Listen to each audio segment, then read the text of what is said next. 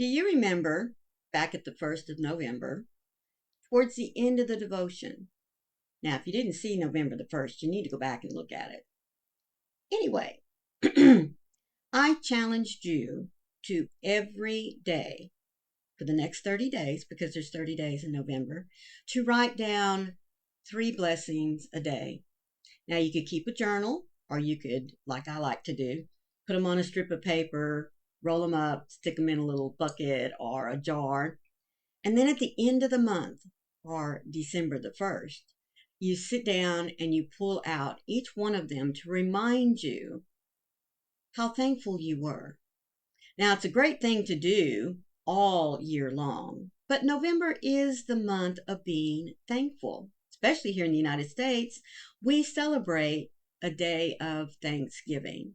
Now, those of you that are watching this from another country, you may have something that's similar, but in the United States of America, we have a tradition called Thanksgiving Day, where we are thankful for family, for food, for dwellings, for friendships, thankful for those that have even touched our lives and moved on. But today, I want us to think in a little bit, different tone. Because today's lesson is about because of the poor. And our Bible verse that goes along with our devotional today comes from Psalms 12:5. Because of the poor. How does that go along with being thankful? Well, we're going to find out about it here in just a few moments. Let me say welcome in to all of you that are stopping in. My name is Maureen, and this is My Crochet Story. I do hope that you will stay for the entire devotional, because I have another little challenge for you at the end. So please be sure and stick around until then. Now, my daily devotionals come from this little red book that's entitled Be Still and Know. And those of you that have been following me throughout the year from this devotional know that I always attach a link for you down in the description box so that you can go and purchase your own copy. I get nothing from this. This is just a way for you to not only have your own copy, but follow along with me if you so choose to do. Because of the poor. The Lord says, I will now rise up. Because the poor are being hard, because of the moans of the helpless, I will give them the help they want. God's economy is completely the opposite of our own. Our currency is money and power, while His are mercy and grace.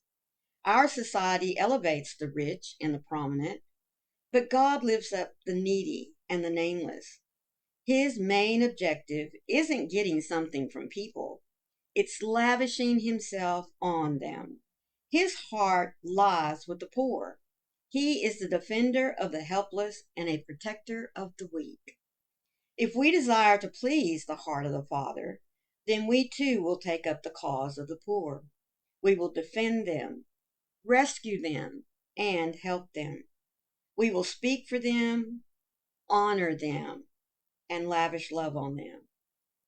Father, I know that your heart is tender towards the needy.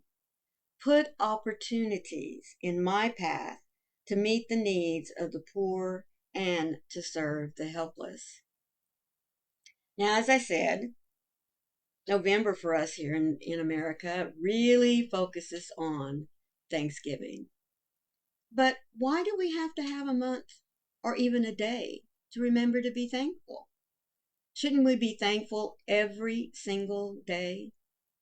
I mean, whether we're rich or poor, whether we have the power to make change, or we're just Joe Citizen on the street.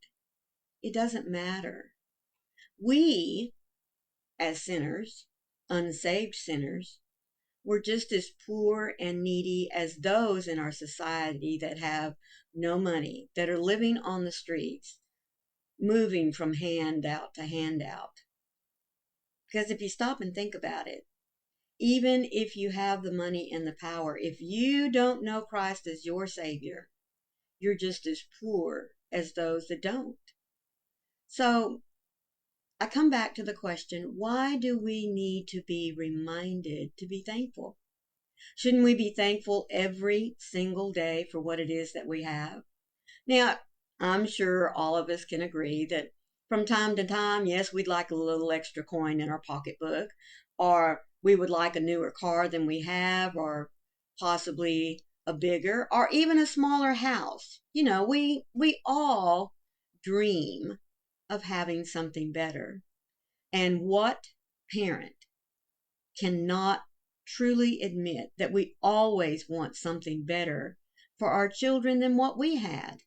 I mean, that's just parenting 101, isn't it? But what about those that don't have a voice? What about the homeless? Who is protecting them, taking care of them, lifting them up? Now, many of you may argue that that's what your tax dollars are going towards. And I don't know. Is it? Because if it was, why do we still have so many that are homeless?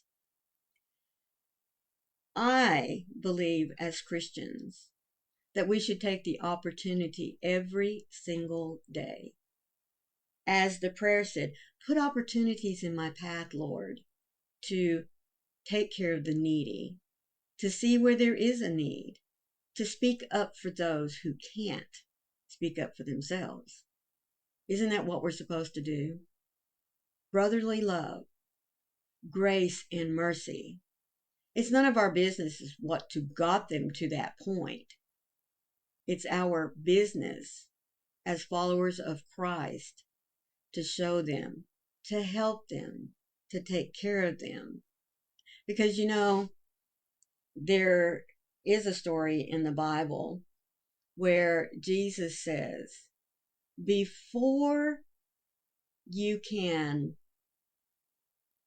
witness in a truly God-like manner, you must take care of the body. If there is a hungry man sitting in front of you, do you think he's going to be willing to hear about the love of Christ when his belly is grumbling? No. But over time, show him love. Show him worthiness. I mean, we don't know the circumstances to why they've become homeless, but, we were homeless. We as sinners, before we accepted Christ as our Savior, we were homeless just like them. Maybe not physically, but spiritually. Yes, we were homeless. But someone shared the love, the mercy, and the grace of our Heavenly Father to us. We're no longer homeless. And if we stay in God's Word, we are no longer hungry. We strive to eat and absorb more of His Word every single day. But you have to be at a point in your life where you're ready to hear that. And those that are poor and hungry and homeless are not at that point. So it is our job as children of God to show them that they still have worth. God created them and He is not going to abandon them. That's why we're there. We're there to help them, to get them to a point where they can see the love and the mercy and the grace that God showed to us. At that point, they'll be ready. They will be ready to hear of what was so lovingly given to us.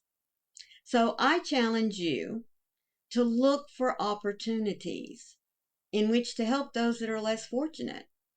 Now, Does it have to be something grand like going down to the homeless area of your town and picking someone out and taking them to the store or the cafe, filling their belly, making sure they get a good night's sleep in a hotel and cleaning up their body and, that kind of thing? Maybe even supplying them with new clothes and say, okay, are you ready to hear about Jesus?